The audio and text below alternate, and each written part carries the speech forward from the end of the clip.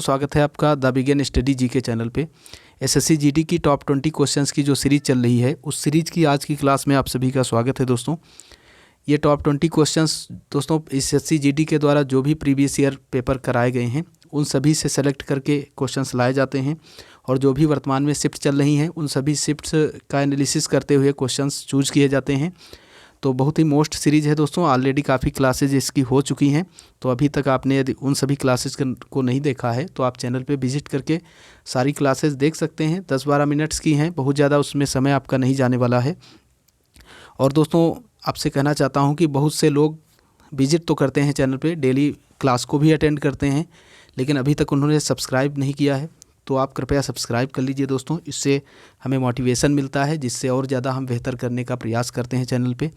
और टेलीग्राम का लिंक नीचे दिया होता है डिस्क्रिप्शन बॉक्स में, तो वहाँ से आप टेलीग्राम चैनल को भी ज्वाइन कर सकते हैं, जिससे ये क्वेश्चंस जो आपको डेली करवाए जाते हैं इनकी PDF आपको वहाँ पे मिल जाएगी। तो आइए चलते हैं आज की क्लास की ओर। दोस्तों आज का जो पहला प्रश्न है वो है, प्रसिद्ध विरूपाक्ष मंदिर कहाँ अवस्थित है? भद्राचलम, चिदम्बरम, हम्पी या इनमें से कोई नहीं। तो जो विरूपाक्ष मंदिर है वो दोस्तों हम्पी में स्थित है। हम्पी कहाँ है दोस्तों? कर्नाटक में है, कर्नाटक में है दोस्तों। और ये जो मंदिर है ये आपका दोस्तों तुंगभद्रा नदी के किनारे है, याद रखिएगा, तुंगभद्रा नदी के किनारे है हम्पी में। तो ये सारी जानकारी आप याद रखिएगा। और ये भी याद रखिएगा दोस्तों, इसका निर्माण किसने करवाया था? इस मंदिर का निर्माण करवाया था चालुक्य शासक दोस्तों। चालुक्य शासक थे आपके विक्रमादित्य सेकंड, विक्रमादित्य सेकंड थे दोस्तों, जो कि चालुक्य में भी 3 शाखाएं थी दोस्तों। वेंगी के चालुक्य थे, वातापी बादामी के, और कल्याणी के चालुक्य। तो उनमें से कल्याणी के जो चालुक्य थे उस वंश के शासक थे विक्रमादित्य द्वितीय, इन्होंने निर्माण कराया था। तो ये आप याद रखिएगा। अगला क्वेश्चन देखते हैं। अगला क्वेश्चन है, हिंद भारत की जनता के संदर्भ में हिंदू शब्द का प्रथम बार प्रयोग किया था अरबों ने, यूनानियों ने, रोमवासियों ने या चीनियों ने? तो अरब वासियों ने दोस्तों सबसे पहले हिंदू शब्द का प्रयोग किया था। उन्होंने दोस्तों सा, अरबवासी जो हैं वो सा को हा कहते हैं दोस्तों। तो सिंधु प्रांत को, जो सिंधु प्रांत था उसको हिंदू कह करके उन्होंने पुकारा, तो इसीलिए वहीं से दोस्तों ये शब्द प्रचलित है हिंदू। ऑप्शन ए इसका बिल्कुल राइट है। अगला क्वेश्चन देखते हैं। अगला क्वेश्चन है, मोहनजोदड़ो कहाँ स्थित है? सिंध, गुजरात, उत्तर प्रदेश, पंजाब? तो मोहनजोदड़ो स्थित है दोस्तों पाकिस्तान के सिंध प्रांत में। ऑप्शन ए इसका बिल्कुल राइट है। मृतकों का टीला यहीं पे पाया जाता है, मोहनजोदड़ो में। मृतकों का टीला, ये भी आप याद रखिएगा, मृतकों का टीला इसको कहा जाता है मोहनजोदड़ो को। और दोस्तों याद रखिएगा, मोहनजोदड़ो से ही स्नानागार, स्नानागार जो है वो भी प्राप्त हुआ है। अन्नागार भी यहीं से प्राप्त हुआ है, अन्नागार जो है वो भी दोस्तों यहीं से प्राप्त हुआ है मोहनजोदड़ो से। और नर्तकी की जो कांस्य की प्रतिमा है दोस्तों, नर्तकी की जो कांस्य प्रतिमा है वो भी यहीं से प्राप्त हुई है, कांस्य प्रतिमा। तो ये सारी चीज़ें यहाँ मोहनजोदड़ो से प्राप्त हुई हैं। इसकी खोज कब की गई थी ये भी आप याद रखिएगा, 1922 में इसकी खोज की थी दोस्तों राखालदास बनर्जी ने, राखालदास बनर्जी ने। तो ये आप याद रखिएगा दोस्तों, 1922 में इसकी खोज हुई थी। तो इतने सारे क्वेश्चंस आपके एक ही क्वेश्चन में कवर हो गए। अगला क्वेश्चन देखते हैं। अगला क्वेश्चन है, महात्मा गांधी ने सत्याग्रह क्रियाविधि सबसे पहले कहाँ प्रस्तुत की? दांडी, अहमदाबाद, खेड़ा, चंपारण? तो इसका जो राइट आंसर है वो है दोस्तों आपका ऑप्शन डी, चंपारण। चंपारण आंदोलन कब हुआ था ये भी याद रखिएगा, 1917 में हुआ था दोस्तों। नील की खेती के विरुद्ध ये आंदोलन महात्मा गांधी जी इसके नेतृत्व करता थे। अगला क्वेश्चन है दोस्तों, अगले क्वेश्चन से पहले एक और जानकारी आप याद रखिएगा, खेड़ा सत्याग्रह ये 1918 में हुआ था दोस्तों। अहमदाबाद जो मिल आंदोलन था वो भी 1918 में ही हुआ था। तो खेड़ा सत्याग्रह और अहमदाबाद ये दोनों 1918 की घटना है, आप याद रखिएगा। अगला क्वेश्चन देखते हैं। बैंकिंग के क्षेत्र में CBS में C का पूर्ण रूप क्या है? कोर, कॉन्टिनेंट, कंप्लीट या क्रेडिट? तो इसका जो राइट आंसर है वो है दोस्तों ऑप्शन ए, C का यहाँ पे अर्थ होता है कोर, और इसका पूरा रूप होता है दोस्तों कोर बैंकिंग सिस्टम। अगला क्वेश्चन देखते हैं। अगला क्वेश्चन है दोस्तों, CAD का पूर्ण रूप क्या है? Cash all daily, computer all design, computer aided design या कॉल ऑल डिजाइन? तो इसका जो राइट आंसर है वो है दोस्तों option C, computer aided design. ये सारे क्वेश्चंस काफ़ी बार पूछे गए हैं, इसलिए आप याद रखिएगा। अगला क्वेश्चन देखते हैं। अगला क्वेश्चन है दोस्तों, ये भी काफ़ी बार पूछा गया है, OMR का पूर्ण रूप क्या है? तो OMR का पूर्ण रूप क्या है, ये आपसे पूछा गया है। तो इसका जो राइट आंसर है वो है दोस्तों आपका ऑप्शन बी होगा, optical mark reader. Optical mark reader इसका राइट आंसर है। अगला क्वेश्चन देखते हैं। अगला क्वेश्चन आपके सामने है, SEZ सेज का पूर्ण रूप क्या है? Special economic zone, small economic zone, service economic zone या इनमें से कोई नहीं? तो ये दोस्तों बहुत ही इंपॉर्टेंट क्वेश्चन है, ये भी काफ़ी बार पूछा गया है। इसका जो राइट आंसर है वो है ऑप्शन ए दोस्तों, स्पेशल इकोनॉमिक जोन। तो आप याद रखिएगा, सेज का फुल फॉर्म काफ़ी बार रिपीट हुआ है। अगला क्वेश्चन देखते हैं।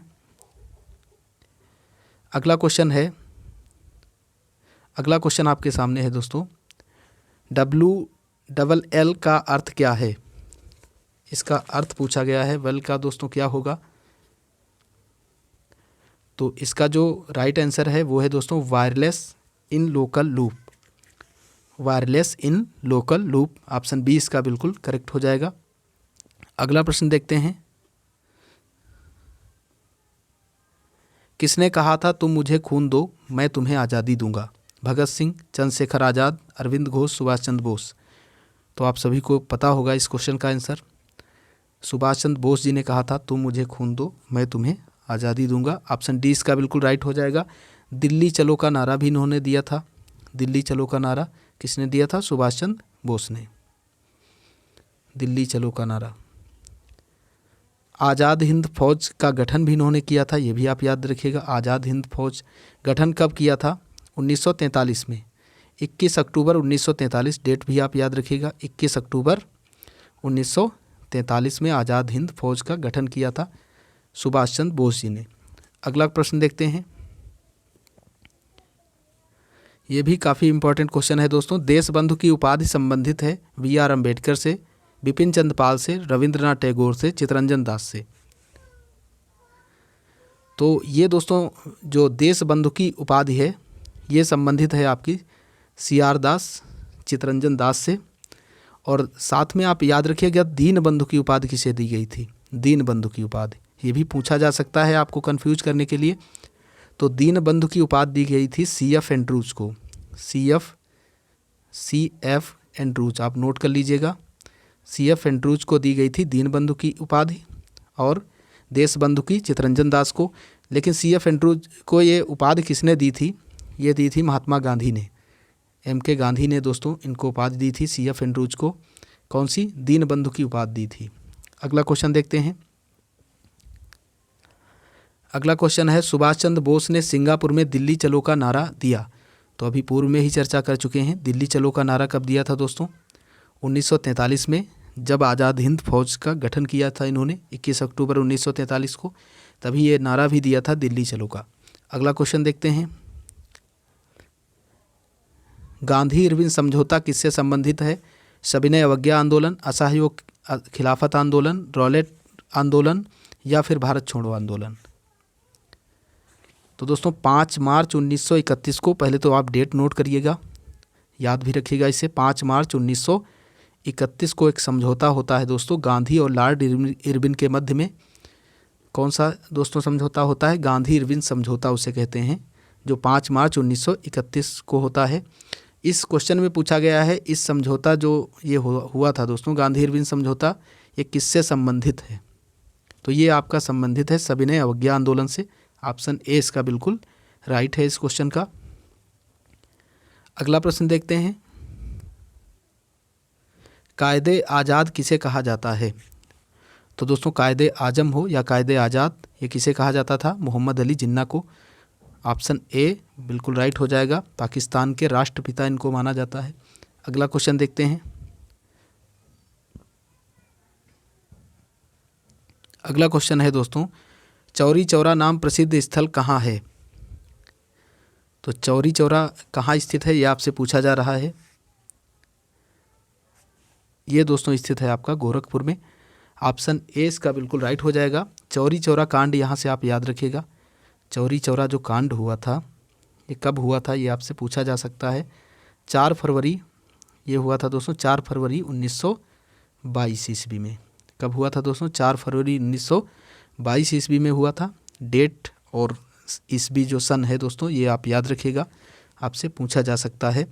और एक क्वेश्चन यहाँ से और बनता है दोस्तों, चौरी चौरा कांड जो है, इस चौरी चौरा कांड के बाद में दोस्तों गांधी जी ने असहयोग आंदोलन को वापस ले लिया था। ये भी आप याद रखिएगा, असहयोग आंदोलन जो था इसे वापस ले लिया था गांधी जी ने चौरी चौरा कांड के बाद, क्योंकि इसमें व्यापक रूप से हिंसा हुई थी दोस्तों। एक पुलिस चौकी जो थी उसमें एक भीड़ ने आग लगा दी थी जिसमें काफ़ी लोगों की मृत्यु हो गई थी। भारतीयों के द्वारा ही ये कार्रवाई की गई थी। अगला क्वेश्चन देखिएगा, किसने कहा मध्य रात्रि के टकोर पर जब संसार सोता है भारत अपने जीवन व स्वतंत्रता के लिए जाग उठेगा? जवाहरलाल नेहरू, महात्मा गांधी, भगत सिंह, राजेंद्र प्रसाद। ये कथन दोस्तों काफ़ी प्रचलित है, काफ़ी बार पूछा गया है। ये कहा था दोस्तों जवाहरलाल नेहरू जी ने। ऑप्शन ए इसका बिल्कुल राइट हो जाएगा।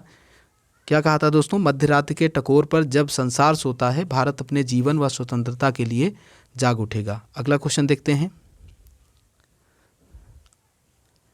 अगला क्वेश्चन है, who lives if India dies किसकी उक्ति है?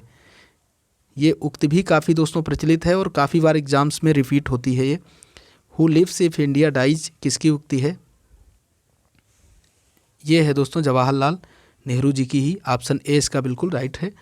अगला क्वेश्चन देखते हैं। अगला क्वेश्चन है, पंजाबी भाषा किस लिपि में लिखी जाती है? देवनागरी, सिंधी, गुरुमुखी या इनमें से कोई नहीं?